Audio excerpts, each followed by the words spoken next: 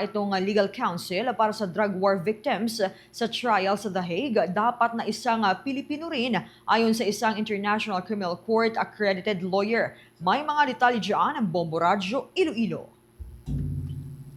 Isinusulong ng isang abogado mula sa isang human rights and public interest advocacy group na dapat isang Pilipino rin ang maging legal counsel para sa mga biktima ng war on drugs kapag nagsimula ng paglilitis sa International Criminal Court o ICC. Sa panayam ng Bombo Radio kay Attorney Gilbert Andres, Executive Director ng Center for International Law o Center Law Philippines na kasalukuyang nasa The Hague, sinabi niya na kung isang Pilipino ang abogado, magkakaroon ito ng mas malalim na koneksyon sa mga biktima ng drug war. Ayon kay Andres, mas maiintindihan ng isang Pilipinong abogado ang kultura ng Pilipinas, ang konteksto ng drug war campaign, pati na rin ang umano'y trauma at mga karanasan ng mga biktima. Dagdag pa nito, hindi rin magiging hadlang ang wika dahil parehong Pilipino ang abogado at mga biktima, lalo na't sa Netherlands gaganapin ang paglilitis.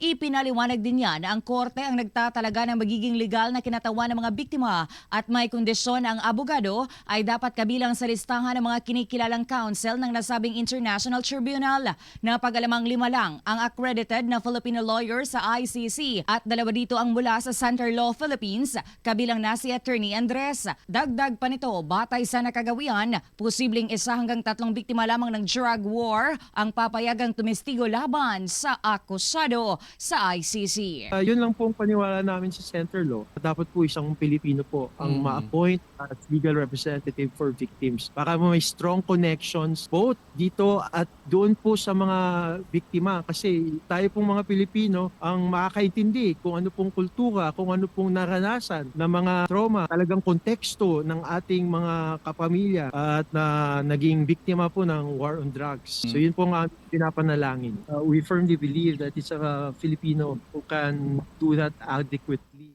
Si Attorney Gilbert Andres para sa Bombo Network News mula sa Bombo Radio Iloilo. Ako si Bombo Gisa Padios para sa number 1 and most trusted radio network in the country, Bombo Radio Philippines. Basta Radio, Bombo!